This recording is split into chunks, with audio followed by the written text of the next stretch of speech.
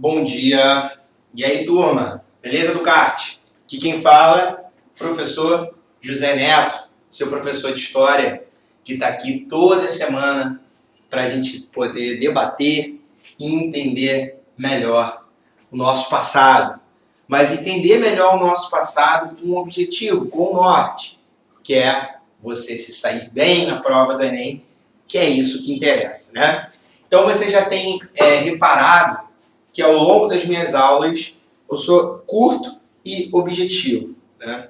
Eu sempre trago aqui para vocês os temas relevantes, os temas recorrentes que caem no Enem. E aí a gente faz exercícios aqui no final da aula. Então já aqui aviso aos navegantes, peço para você já deixar sua apostila, né? Vai lá, abre a gaveta, abre o armário, né? Pega lá a apostila, já deixa aí, que daqui a pouquinho a gente vai fazer exercício nela, beleza? Galera, olha só, a gente começou a ver na nossa última aula o período que a gente chama de Era Moderna da história.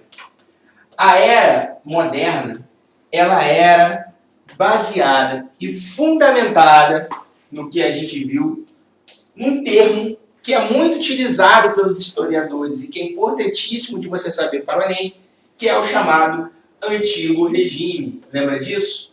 Né? O que é o Antigo Regime? O Antigo Regime, ele nada mais é do que um sistema político e cultural que, vamos dizer assim, se consolida na Europa a partir do século XVI.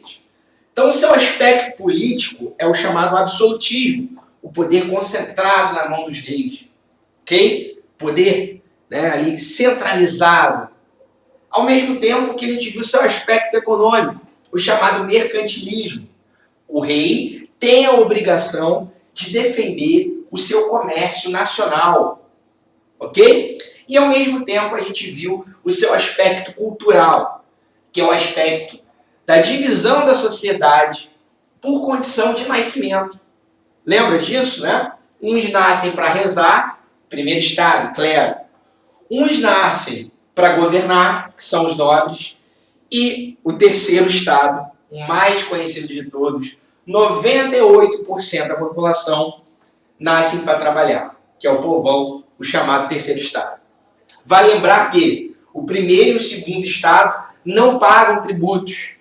Pelo contrário, só recebem.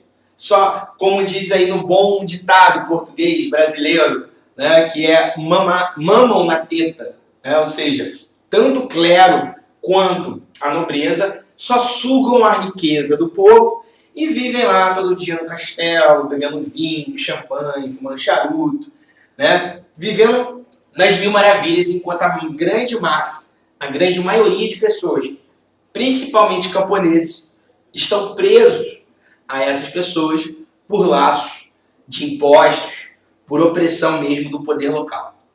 Agora, a nossa aula de hoje, prestem bem atenção, tá? A nossa aula de hoje, ela vai ser um divisor de águas da nossa aula. Por quê? Ao mesmo tempo em que o período das chamadas grandes navegações modifica a história, ao mesmo tempo, o período das grandes navegações ali em nascimento com o Antigo Regime, em nascimento com o absolutismo, com o mercantilismo, esse grande fato histórico que foi as grandes navegações, ela modifica para sempre a história da humanidade e também modifica para sempre a forma da gente explicar a história. Por quê? Nós estamos falando de um mundo antes das grandes navegações, ou seja, antes da época moderna, na época medieval, e um mundo em que um europeu ele só sabia da existência, muito parcamente, da África e da Ásia. O que entra a partir da aula de hoje é um novo agente, é um novo personagem da história. E esse personagem é o continente americano. E esse continente americano é povoado de pessoas. E essas pessoas são rotuladas pelos europeus, que são quem as descobrem, para o resto do mundo, como índios. Então é por isso que eu coloquei aqui índios entre aspas, e a gente vai entender melhor daqui a pouquinho. Agora, o que eu quero que você pense aqui comigo, logo do início da aula, é o seguinte: presta bem a atenção. O mundo inteiro, até a Era Moderna, até o ano de 1492, ou seja, tudo que veio antes dessa era, tudo que veio anteriormente ao ano da descoberta da América, em 1492, o mundo, a Europa, a África e a Ásia tem um grande ponto de encontro. E esse ponto de encontro é o chamado mar. Qual é aquele mar, né, que o Império Romano dominou ele todo? Qual é aquele mar que banhava o Egito, que banhava os hebreus, que banhava a Grécia? Mar Mediterrâneo. Então o mar Mediterrâneo, ele até o ano de 1492, era um mar onde havia troca de produtos da Europa, da África e da Ásia. Havia troca cultural entre religiões da Europa, religiões da África, religiões da Ásia, filosofias, ou seja, enfim, o grande palco do mundo era o mar Mediterrâneo. Então todo mundo conhecido era o mundo da Europa, da África e da Ásia.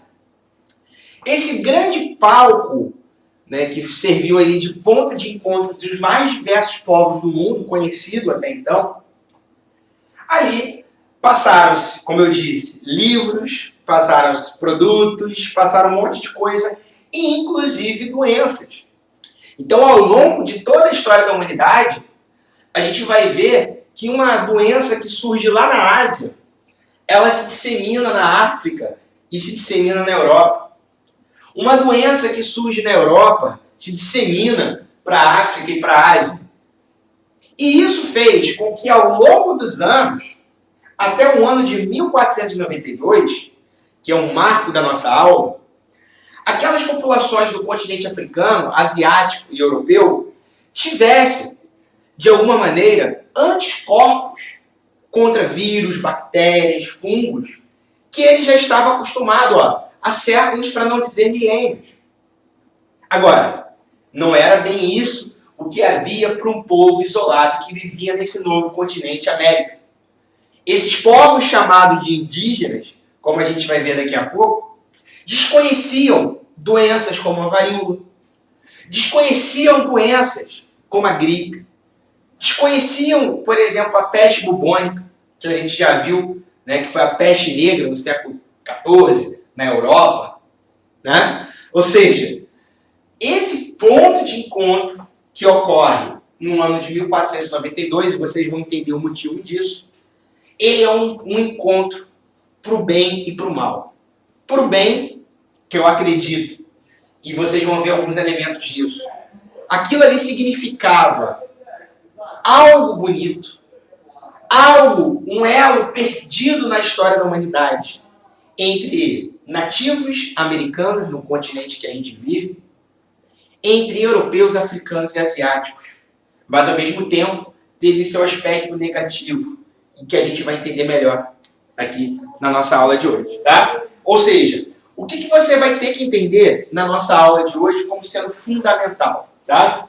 Vocês vão ter que entender o contexto comercial da Europa, principalmente ali no final da Idade Média, início da Era Moderna, ou seja, o contexto comercial europeu do século XV, e a gente vai entender que dois reinos, dois países, com dois reis distintos, mas que têm características em comum, que estão na Península Ibérica, e são os reinos de Portugal e de Espanha, eles, por alguns motivos, buscam novas rotas comerciais que não são mais aquelas que eram as mesmas utilizadas desde o Império Romano e passado pela época medieval. E é nesse contexto de busca de novas rotas comerciais de busca de algo, de algum caminho novo que até então ninguém tinha descoberto, descobre-se um novo continente que mais tarde vai ser chamado de América. E aí a gente vai ter que entender, a partir desse jogo de palavras, metáforas aqui que eu coloquei, América foi um paraíso ou foi um purgatório? Vamos entender um ponto de vista de entender a América como sendo algo muito bonito, algo muito belo, um verdadeiro paraíso no planeta Terra, e ao mesmo tempo vamos entender o seu lado negativo. O que aconteceu ali, sobretudo para aquelas populações que moravam lá. E ao mesmo tempo, a gente vai entender que a América, guardem bem essa frase, ela foi conquistada. Conquistada sobretudo porque quando os espanhóis chegaram em suas terras, descobertas, encontraram com duas grandes civilizações, e ali no seu auge, os Incas na região do Peru e os Aztecas na região do México. Isso aí a gente vai entender daqui a pouco. Galera, olha só. Vamos entender esse ponto aqui que vai ser fundamental aqui para a nossa aula de hoje. Olha só. Todo o comércio, ao longo de toda a história da humanidade, houve comércio. Sem dúvida. A gente viu lá no Império Romano algumas características. Nós vimos que Atenas, antes de Roma, né? Atenas, no mundo grego, desenvolvia uma potência comercial muito forte, onde eles comercializavam com o Oriente, comercializavam com a África e com a Europa. Então o comércio, ele sempre foi uma necessidade, sempre foi uma prática muito comum em toda a história da humanidade. E principalmente, ao longo dos anos, sobretudo a partir do Império Romano, onde vai se desenvolvendo as técnicas comerciais na Europa, o que a gente vai ver acontecer é um comércio milenar.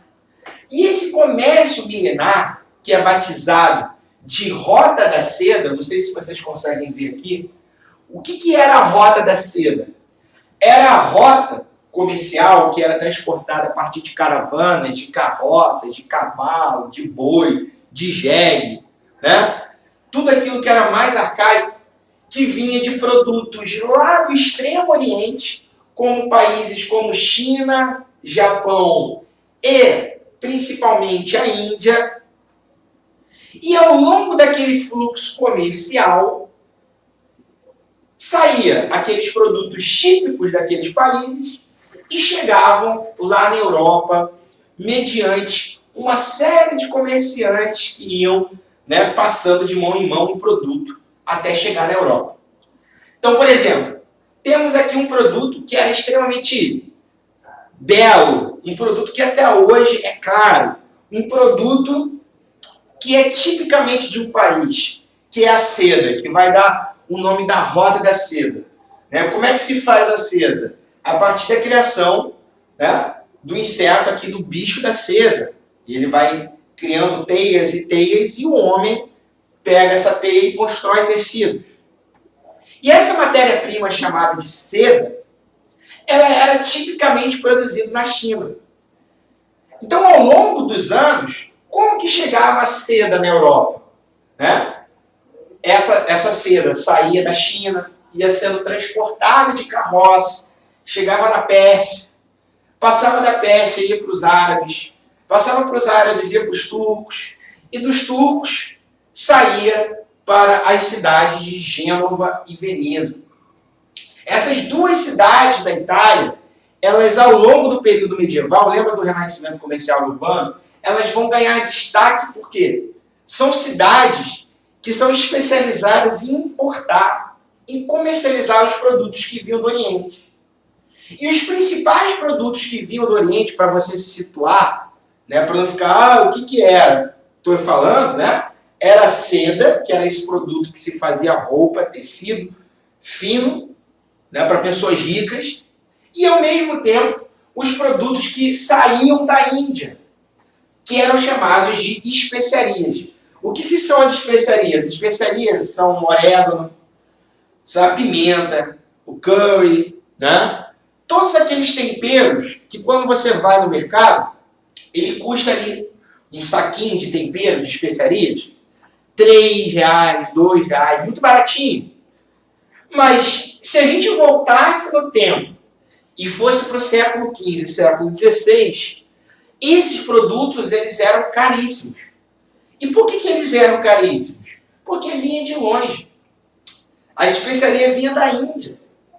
E até chegar na Europa, passava-se de mão em mão, de mercador em mercador, encarecendo o produto lá na ponta para os europeus comprarem. Ou seja, havia, desde o Império Romano e passando pela época medieval, uma tradição milenar desse comércio vindo do Oriente, seja da China, seja da Índia, ou então de outros países do Oriente, mas esses dois principais. Então, vários produtos, por exemplo, como a porcelana chinesa, os pratos, né, vinham da China e iam comercializados de mão em mão até chegar na Europa pela terra. Agora, uma coisa acontece, né, no meio do século XV que acaba gerando uma interrupção desse comércio. E a interrupção é o seguinte: a cidade de Constantinopla, né, lembra aquelas que a gente viu do Império Romano, que Constantino fez, né, para fazer a nova capital do Império Romano? Essa cidade, Constantinopla, ó, 1000 anos de existência, mais de 1000 anos de existência. E essa cidade, que era o símbolo do antigo Império Romano, do Império Bizantino, uma cidade que era cristã, e uma cidade que é estrategicamente localizada geograficamente, porque ela fica na pontinha da Europa, cruzando com a Turquia, com a Ásia. Essa cidade foi tomada pelos turcos otomanos. E o que acabou acontecendo? O comércio, que já era frágil e difícil de sair da China e da Índia e chegar na Europa, passando por Constantinopla, a partir de 1453, quando cai Constantinopla, fica mais difícil ainda realizar esse comércio. Então, as especiarias que já eram caras e que vinham de muito longe e que dependiam da cidade de Gênova e Veneza para ser vendida na Espanha, em Portugal, na Inglaterra, na França, na Alemanha, esses produtos, a partir da queda de Constantinopla, sobem mais ainda, ficam mais raros, ficam mais difíceis. Fica mais difícil de chegar essas mercadorias lá na Europa. E guardem isso que eu vou dizer. É nesse momento de incerteza e que o comércio aparenta reduzir o seu fluxo. A partir das crises é que surgem novas ideias. E é nesse sentido que você vai ter que entender o período das grandes navegações. O que foi o período das grandes navegações? Foi a necessidade de países da Europa de buscar novas rotas comerciais com a Índia e com a China. Foram países da Europa que tiveram a coragem de desenvolver seus navios feitos de madeira, principalmente em Portugal e na Espanha, que eram caravelas e naus, navios bem comparados com hoje em dia, navios de aço, né? Era extremamente arcaico, era de madeira, era navio que era movido ao vento e não ao remo. Isso, por um lado, dava uma facilidade, porque não precisava gastar energia, né, de ficar remando, chegava mais rápido. Mas também trazia coisas negativas, porque os navegadores poderiam passar em algum local na sua viagem onde não houvesse vento. E o que acontecia se não houvesse vento? Os caras ficavam lá, ó, parados dias, semanas ou até mesmo meses, até esperar voltar o vento e o vento levar o barco adiante na sua viagem. E foi nesse contexto de crise comercial na Europa, por conta da tomada de Constantinopla, que outros países, os países de Portugal e Espanha, os únicos 2 reinos na Europa, que desde o século XV já estava centralizado, já de alguma maneira estava sob o regime do absolutismo, do rei com poder total, com poder centralizado, com Estado dinâmico e comandado pelo trono, pelas mãos do rei. Esses dois países, Portugal e Espanha, passam por uma necessidade, a princípio econômica, buscar novas rotas, ou seja, se essa rota por terra, lenta e caríssima até chegar na Europa, não podia mais porque Constantinopla foi dominada pelos muçulmanos, a partir do século XV e do século XVI a gente vai ver que Portugal vai buscar novas rotas, não mais por terra, passando no meio de território inimigo, no meio de território onde a religião é hostil ao cristianismo, mas sim pelo mar. Então esses dois países, Portugal e Espanha, tomam a dianteira do mundo e passam a dominar os mares em busca de novas rotas comerciais. E aí isso é interessantíssimo, porque a gente entende que há uma motivação econômica desses caras, desses grandes navegadores, de buscar novas rotas comerciais pelo ponto de vista econômico. Tá? Ou seja, o comércio estava mal e existia um produto lá na Índia, lá na China, que poderia dar lucro para eles. Isso é um motivo dos caras pegarem um barco, pegarem um navio, pegarem uma caravela, pegarem uma nau e passarem ali 9 meses para ir, 9 meses para voltar. Olha que viagem tensa. Os caras iam e voltavam. Né? Passavam por mares que nenhum outro europeu, nenhum outro ser humano tinha navegado. Olha o receio que era das pessoas. Mas essas pessoas tiveram a coragem e assim fizeram. E essas pessoas que tiveram coragem e assim fizeram, tinham interesses econômicos, que eu acho que está claro aqui para você, e, ao mesmo tempo, espiritual. Por que espiritual? Por 2 aspectos. Primeiro, a ideia de que esses países, Portugal e Espanha, são catolicíssimos, são parceiros do Papa, parceiros do Vaticano, né? Aliados de longa data dos líderes da Igreja Católica, que estavam ainda dentro da lógica feudal, da lógica medieval das cruzadas. A lógica de Portugal e Espanha era dar uma surra nos muçulmanos. Os muçulmanos representavam uma ameaça aos cristãos. Ok? Então, a ideia de Portugal e Espanha era justamente, ao navegar, de alguma forma, limitar o poder muçulmano, que estava ameaçando a Europa a todo instante. E, ao mesmo tempo, a ideia desses caras e a coragem que eles tinham era a ideia de que, por exemplo, um navegador como Vasco da Gama, ele tinha como, ali na sua vela, no seu mastro, né, naquele enorme, né, lençol, vamos dizer assim, que era o vento das caravelas, que era o que movia as caravelas, lá tinha uma cruz de Malta, uma cruz cristã.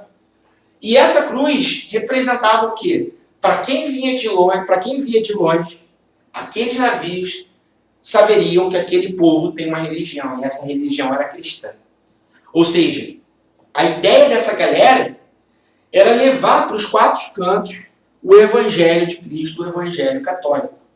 Então, ou seja, havia duplo interesse, um interesse econômico e espiritual, na medida em que eles buscam navegar em mares nunca antes navegados, cruzar oceanos que nunca haviam cruzado, chegar a reinos aonde ninguém havia chegado. E eles queriam o quê? O comércio e, ao mesmo tempo, levar o Evangelho de Cristo.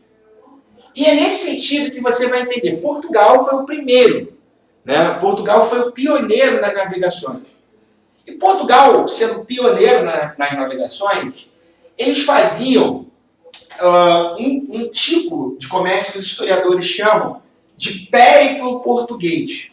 O que quer dizer o périplo? O périplo é você, por exemplo, sair de casa, ir para o curso e voltar. Ou seja, você vai numa rota e volta no mesmo caminho. Périplo é ir e voltar.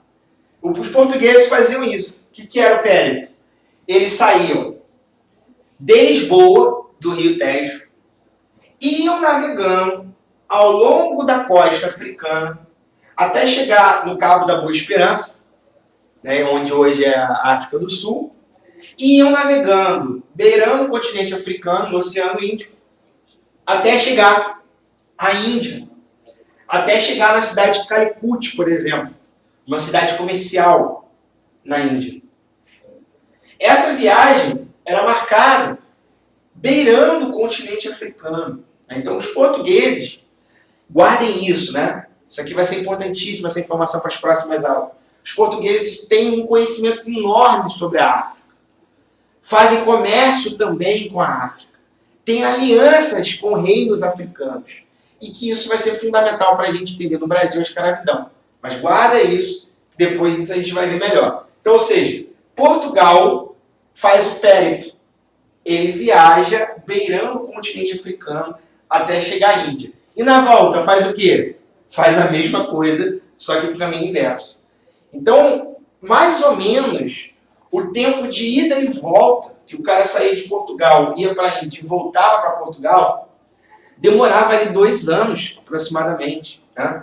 A viagem de Vasco da Gama demorou 1 ano e 10 meses, quase 2 anos. Era isso que esses caras passavam dentro de um navio. Então, a característica comercial dos portugueses, até o início do século XVI, era isso. Comercializar com as Índias, passando pela África e, por sua vez, comercializando com a África. E é nesse sentido que a gente vai ver a outra característica de um reino que saiu um pouco atrasado, se comparado a Portugal, que foi o reino da Espanha. O reino de Castela e Aragão, né? Vulgo Espanha.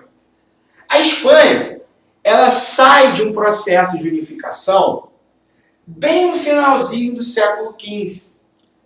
Enquanto Portugal já era um reino absoluto, a Espanha estava lutando ainda para ser. E quando a Espanha ela se transforma num reino absoluto, né, absolutista, e tem ali, do seu lado, Portugal, que está ganhando dinheiro com o comércio com a África e com a Índia, eles também querem entrar nessa.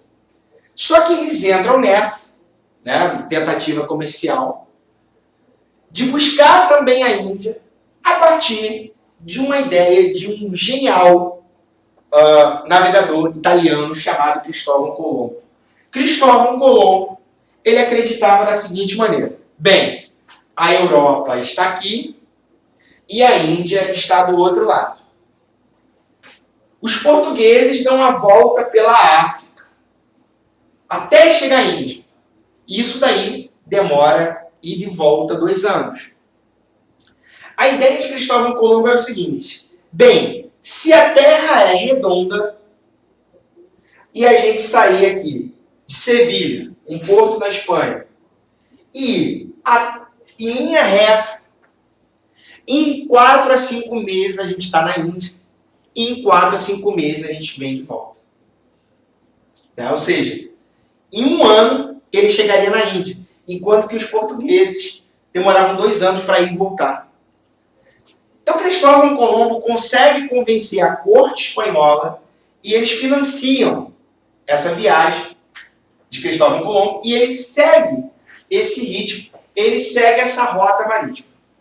Só que, e aí é que entra o barato da história, Cristóvão Colombo, ao fazer essa viagem, ele se depara numa região, né? E ali, de acordo com os cálculos dele, estava batendo, depois de 3 a 4 meses de viagem, no dia 12 de outubro de 1492, aonde hoje é a região ali de Santo Domingo, ele chega numa terra aonde tem pessoas que estão com pouca roupa, muito calor, né? E as pessoas têm a cor de pele, né, mais escura. Quando ele chega nessa terra, ele pensa: acertei, estou na Índia e quem mora na Índia é índio. Né?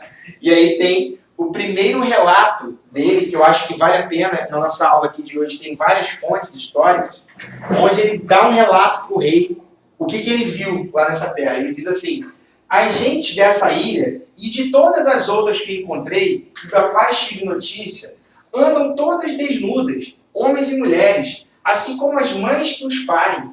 Ainda que algumas mulheres se cubram num único lugar com uma folha de erva, ou coberta de algodão feita para isso. Eles não têm ferro, nem aço, nem armas, nem palavras para isso. Não porque sejam gente de boa constituição e boa estatura, mas porque são medrosos ao extremo. Não têm outras armas, excetuando as armas de cana, quando estão com a semente nas quais a põem no fim de um palito agudo, ou seja, o arco e flecha. Ou seja, Cristóvão Colombo chega nessa terra e ele de fato acredita que ele está na Índia e que o plano dele deu certo. Só mais tarde, um navegador, também italiano, chamado Américo Vespucci, ele vai navegar essas terras aonde Cristóvão Colombo descobriu e ele fala, opa, isso daqui não é a Índia. Isso aqui é um novo continente, é um novo mundo. E é nesse sentido que a gente diz, considera, enquanto historiadores, que ali houve, entre aspas, a descoberta da América. Ou seja, a América, esse imenso continente da Argentina até o Canadá, era uma terra em que nenhum europeu, nenhum africano, nenhum asiático tinha conhecimento sobre ele. Ok? E quando Cristóvão Colombo narra essas pessoas, ele narra essas pessoas enquanto índios, porque na cabeça dele, ele acreditava que estava na Índia. E esse erro, por ignorância, ele não sabia que ali era um novo continente, se perpetua e acabou ficando o nome dessas pessoas que moram nesse imenso continente, com várias características diferentes, com várias línguas, espiritualidades diferentes, rotuladas como índio. E é nesse sentido que a gente vai ver aqui na nossa aula de hoje. E aí entra aquela provocação que eu falei no início. América é um paraíso ou um purgatório? Vamos pensar a América enquanto um paraíso, e que de fato houve isso sim. Américo Vespucci, ele divulga a sua descoberta, que ali houve um novo continente, é por isso que ele dá o nome desse continente de América, porque foi ele que percebeu que ali não era a Índia. E ele faz um livro que vira um sucesso, um best-seller na Europa no século XVI, que é chamado de Novos Mundos, ou seja, Novo Mundo. O que quer dizer um novo mundo? Um novo mundo é uma terra onde as pessoas dali, que moram naquela terra, não têm a malícia, não têm a sagacidade, não têm a malandragem que um europeu, um africano, um asiático tinha. As pessoas que moravam na América, eu diria o Américo Vespucci, que esses índios, eles são inocentes.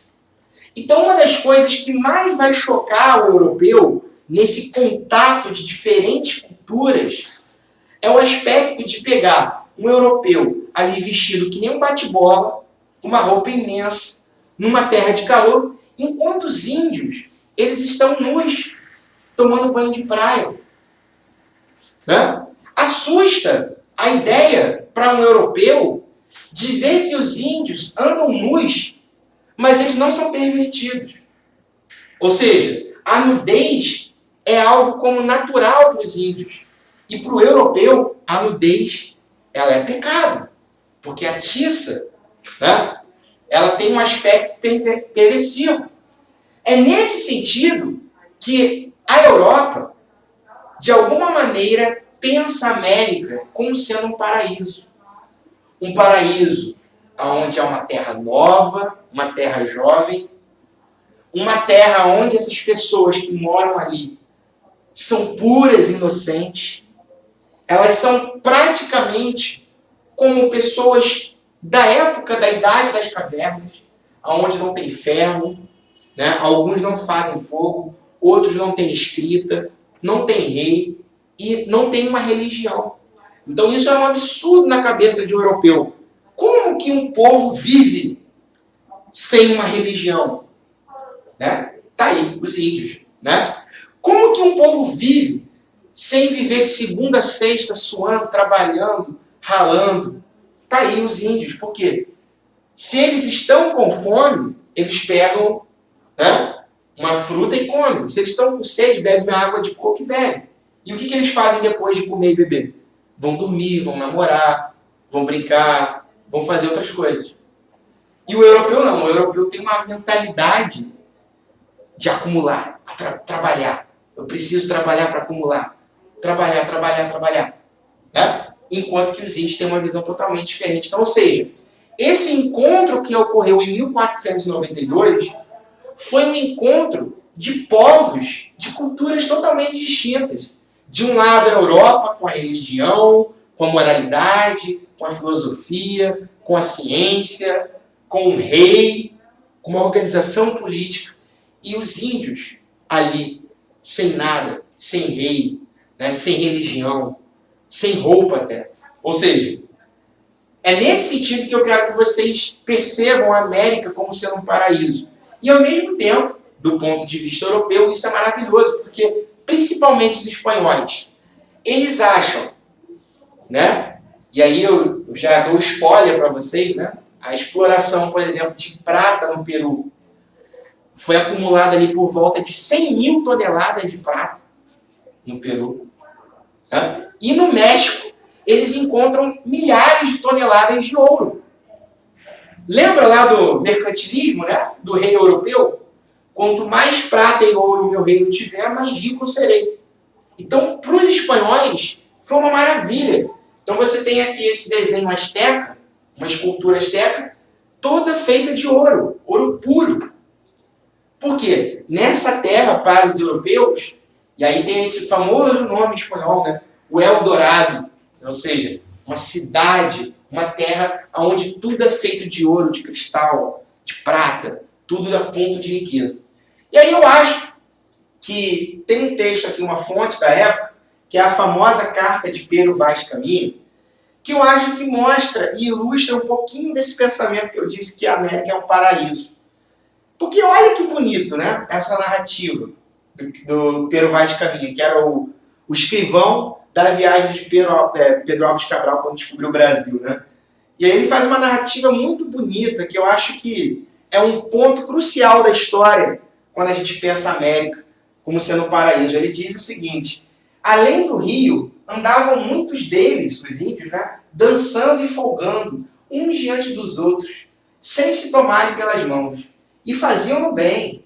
Passou-se, então, além do rio, Diogo Dias, um almoxerife, que foi de Secavém, que é um homem gracioso e de prazer, e levou consigo um gaiteiro nosso com a sua gaita. A gaita é a sanfona, né, como a gente conhece aqui no Brasil. E meteu-se com eles a dançar, tomando-lhe pelas mãos. E eles folgavam e riam, e andavam com ele muito bem ao som da gaita. Olha que bacana, né? Assim, pensando pelo lado poético disso. Né? O cara europeu vem ali com seu instrumento musical e começa a tocar, né, uma praia lá em Porto Seguro, maravilhoso, desértico, água cristalina, água quente, né? E todo mundo ali dançando ao som da gaita. Os europeus que já tinham conhecimento de tocar aquele instrumento e ao mesmo tempo os índios, que nunca tinham visto aquelas pessoas, que nunca tinham visto aquele instrumento, nunca tinham ouvido aquela música, mas estavam ali naquele momento confraternizando. Né? Olha que beleza, né? Como a história da América poderia ter sido outra se houvesse a confraternização? E é nesse sentido que a gente vai entender que não foi muito bem isso. É por isso que eu brinquei aqui com vocês que a América tinha um outro lado da moeda, que era o que eu chamo aqui de purgatório. Ou seja, esse lado bonito convivia com algo bem mais sombrio e muito feio. E isso que é muito feio, né, e aí principalmente, isso aqui é um conceito da sociologia que você tem que saber, que é um conceito chamado de etnocentrismo. Então 90% dos espanhóis, 90% dos portugueses que vinham para cá, eles eram etnocêntricos. O que é o etnocentrismo? O etnocentrismo é você que tem a sua cultura, que nasceu no seu país, que tem a sua religião. E quando você olha para uma pessoa que não é do seu país, que não tem a sua cor de pele, que não tem a sua religião, você olha para ela e fala assim: ah, isso é do demônio, isso é horroroso, isso é feio, tem que acabar, tem que ir para o inferno, tem que ser preso, tem que morrer. Né? Ou seja, os europeus, eles olhavam para os hábitos dos índios e olhavam para eles com hábito, como se fosse, assim, esquisito, não meramente esquisito, melhor dizendo, mas aquelas pessoas fazem coisas que na cabeça dos portugueses, dos espanhóis, eram satânicas. Então, por exemplo, um índio, né, numa tribo, ele, por exemplo, não tinha o que a gente chama hoje de monogamia. Né? O índio, ele tinha várias esposas e, ao mesmo tempo, essas esposas tinham outros vários homens. Era uma cultura indígena. Quando o português olha para isso, o que ele fala? Isso é do demônio. Isso não pode. Isso é pecado. Isso está errado. Então, o ponto de vista do europeu era sempre olhar para a cultura do índio e olhar com desprezo. E quer ver o maior exemplo disso do que um próprio nome índio? Povos, né, ali do Canadá, dos esquimós, da Groenlândia, até os indígenas, né, ali do sul da Argentina, da Terra do Fogo, com hábitos, com roupas, com culturas, com línguas totalmente diferentes. Como que um europeu olha para eles? Isso é coisa de índio. São índios. Você rotula uma imensa variedade sob o mesmo nome. Né? E é nesse sentido que a gente entende que esse encontro não foi muito positivo. Por quê? E aí, não é culpa dos europeus que foram as doenças. Então, como eu disse lá no início aqui para vocês, ao longo de milênios e milênios, doenças como gripe, doenças como vindas da bactéria, como por exemplo a peste bubônica, doenças como a varíola, ou doenças vindas, né, de fungos, ao longo de milhares e milhares de anos, os europeus, os africanos e os asiáticos, ou seja, o velho mundo, já tinham anticorpos para lidar com aquelas doenças. Agora, os índios não tinham. Então, era muito comum, né, muitos índios morrerem por uma simples gripe. Né? Parafraseando aí, né, uma simples gripezinha. Né? Então, uma simples gripe de uma pessoa, que hoje é uma coisa banal, um espirro, né, uma dor de cabeça, uma febre, isso daí era um sinônimo de que vários índios iam morrer na aldeia. Porque eles não tinham um sistema imunológico equiparado aos europeus, africanos ou asiáticos. E é nesse sentido que até hoje, né, em 2020, qualquer campanha de vacinação, os índios eles são prioridade. Por quê? Eles têm uma imunidade baixa se comparada a nós, que vive aqui na cidade grande. Né? É nesse sentido que os índios acabam perecendo, morrendo aos montes, aos milhares, aos milhões, por conta de doenças banais que eram para os europeus. Outro fato que eu acho que é importantíssimo para a gente pensar, que a América era um purgatório, e principalmente para os índios, é que do ponto de vista tanto português quanto espanhol, do ponto de vista chamado de católico, foram só os católicos? Não, também os protestantes lá nos Estados Unidos, nas 13 colônias da América do Norte, também fizeram a mesma coisa. Para os índios, só tem duas opções para essas pessoas. Ou eles sofrem a amargura da escravidão, de trabalhar para sempre para os portugueses ou espanhóis, ou ele tem que ser catequizado. E catequizado significa o quê? Olha, o seu Deus que você adora está errado. Você andar sem roupa, você está errado. Né? Você falar a tua língua é pecado. Você tem que falar como eu. Ou seja, para os indígenas, né, é o velho ditado, né? Se ficar o bicho come, se correr o bicho pega. Né? Ou seja, ou você era escravo, ou você era catequizado. Modificada a sua cultura, forçadamente. E ao mesmo tempo, em que até hoje é presente, a devastação do meio ambiente até hoje é presente em toda a América, por conta desse ponto de vista europeu de lucrar e retirar as riquezas da América. E aí eu trouxe aqui um exemplo, um trecho também, que é um livro assim que você lê em uma tarde. Eu tenho esse livro aqui, é um documento histórico muito importante, que é de um frei, né, um padre, chamado Bartolomeu de las Casas, em que ele diz assim, O Paraíso Destruído, o nome do livro dele, que foi feito em 1540, no século XVI. E aí ele conta histórias horrendas.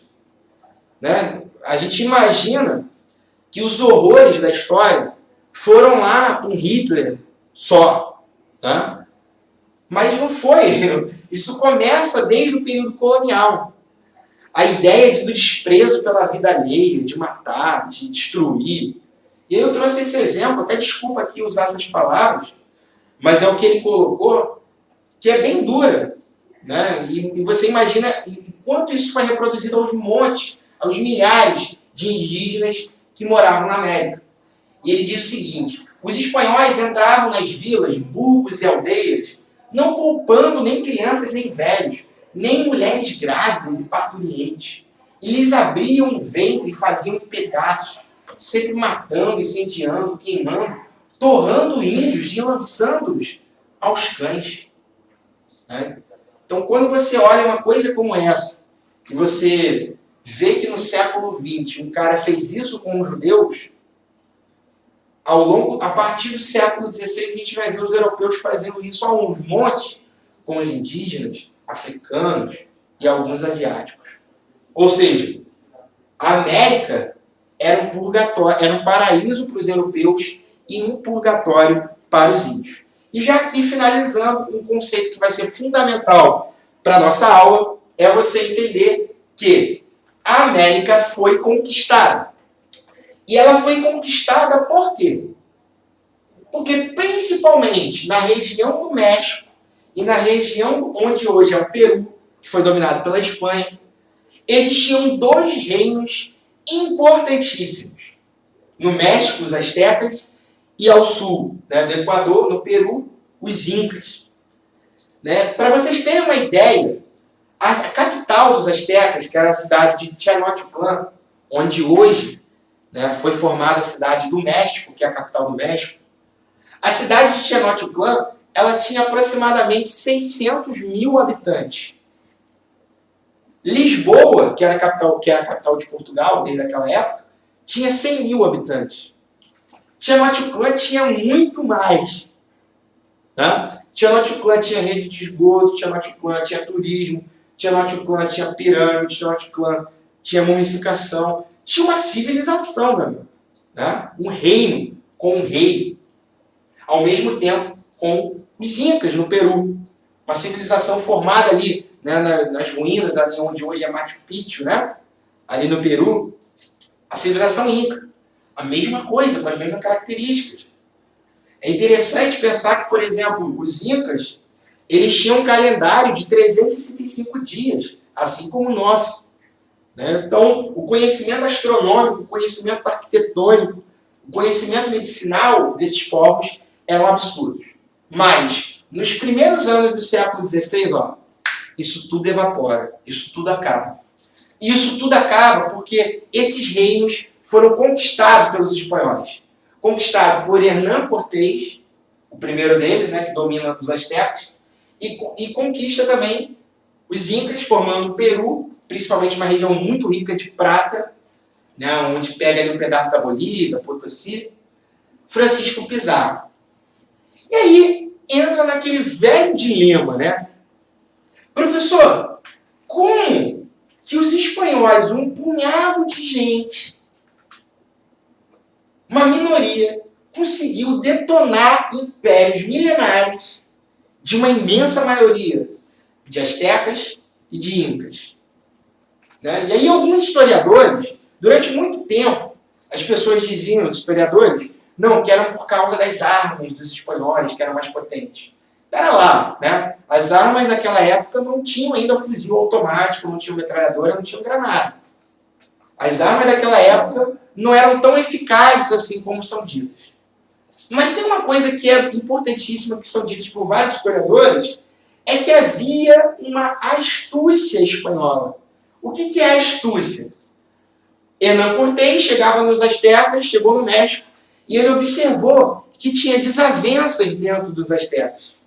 Né? E aí ele fomentava as desavenças para destruir o império. Francisco Pizarro, que dominou os incas, mesma coisa. Ele observava que os incas tinham inimigos próximos, ou até mesmo dentro do próprio reino. E o que Francisco Pizarro fazia? Incentivava a briga interna. Uma guerra, como a gente chama hoje, de guerra civil. Então os espanhóis, eles criavam um caos para poder propor a paz.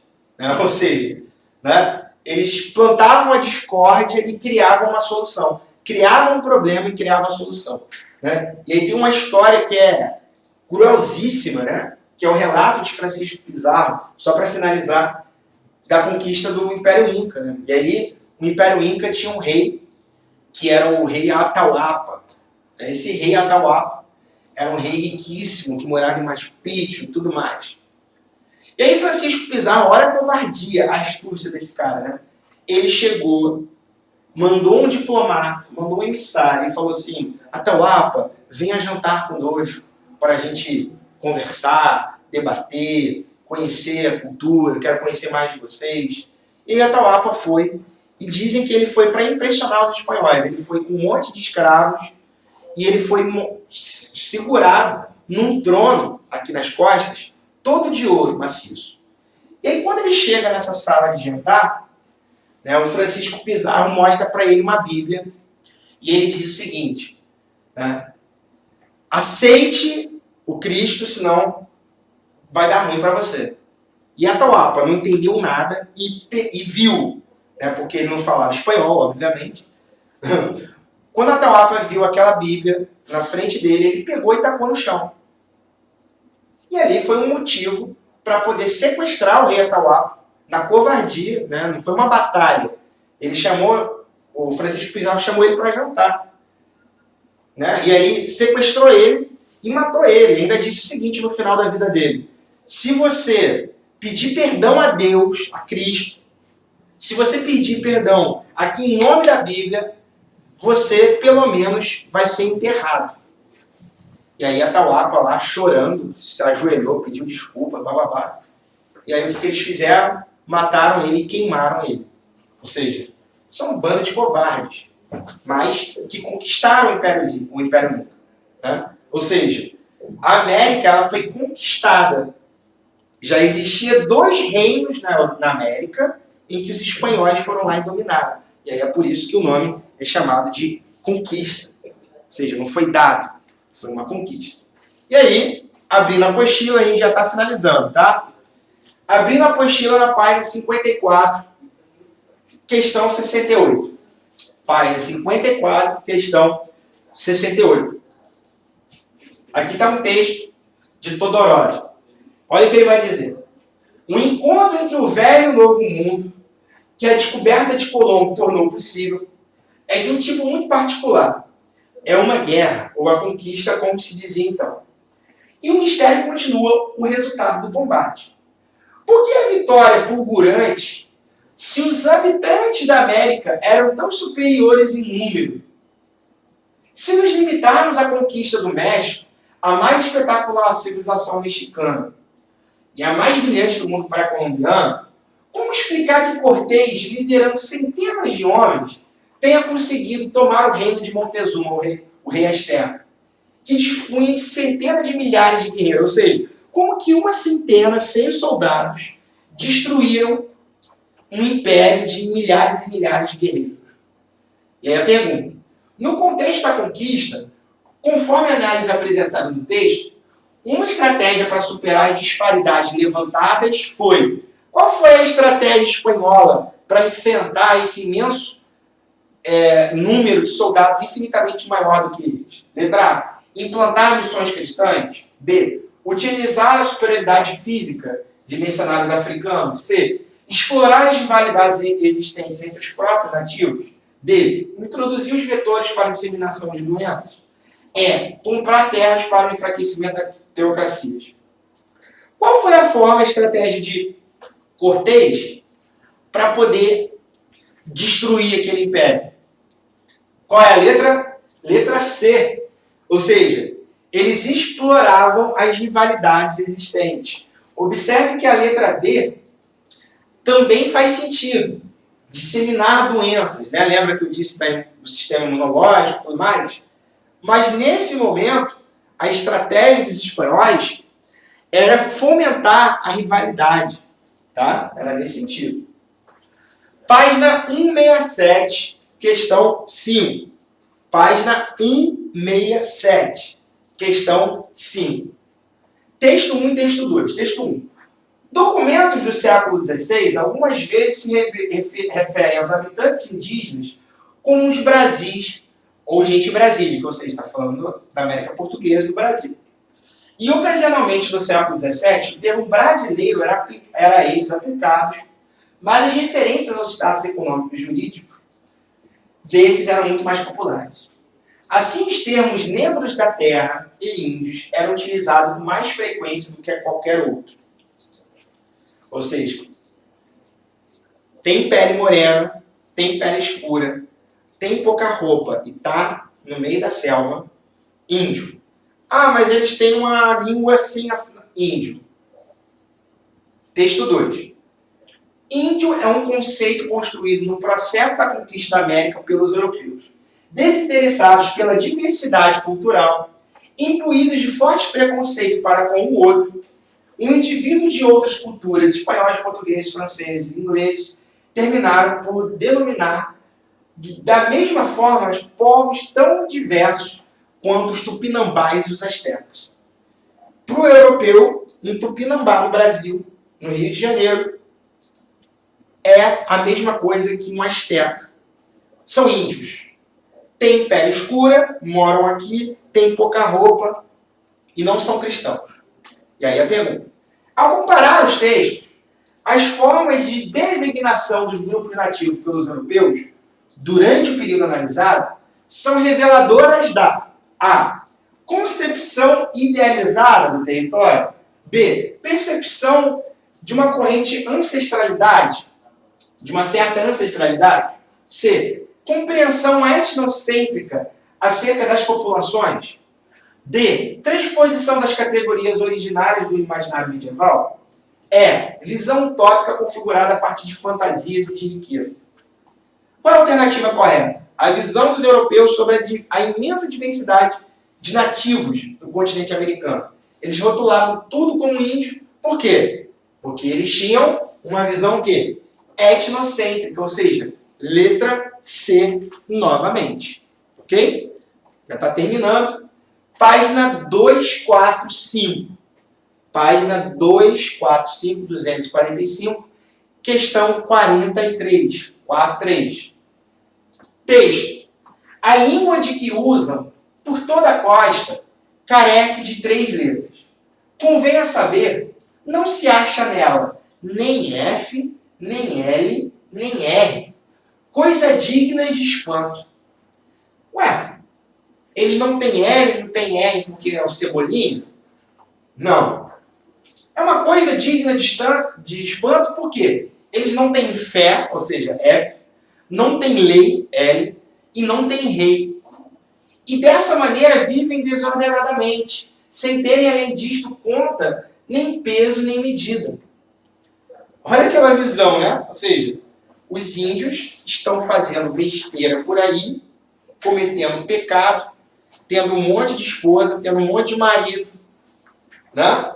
Vivendo adoidado, nu no meio da selva. E eles nem sabem, não tem nem maldade. E aí vamos lá, a pergunta. A observação do cronista português Gândavo, em 1576, sobre a ausência da letra F, L e R, demonstra o quê? A. A simplicidade da organização das tribos. B. A dominação portuguesa imposta aos índios.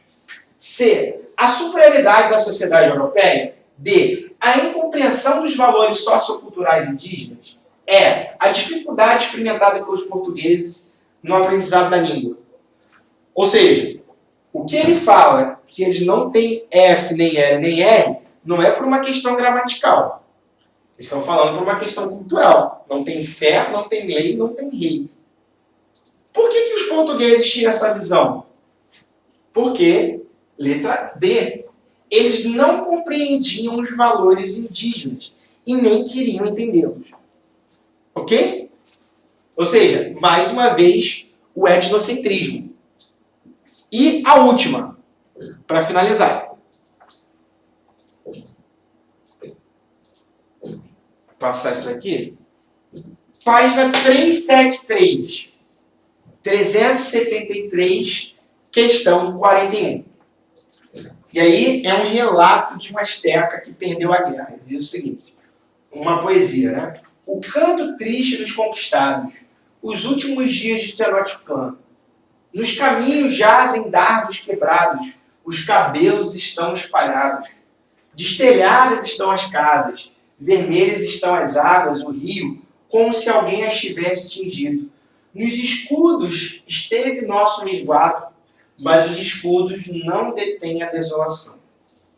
Ou seja, esse texto tem um aspecto feliz sobre a conquista. Se não é feliz, tem um ponto de vista de quem? O texto, vamos lá. O texto é um registro asteca, ou seja, o ponto de vista asteca sobre a conquista deles, cujo sentido está relacionado com a. Tragédia causada pela destruição cultural. B. Tentativa frustrada de resistência a um poder considerado superior. C. O extermínio das populações indígenas pelo exército espanhol. D. A dissolução da memória sobre os feitos de seus antepassados. E. A profetização das consequências da colonização europeia. Ou seja, o texto está destacando o quê? Está destacando, letra C, o extermínio das populações indígenas pelo exército espanhol. Ou seja, o extermínio deles. Os rios estão vermelhos. E vermelhos por quê? Sangue. Valeu, gente? Valeu!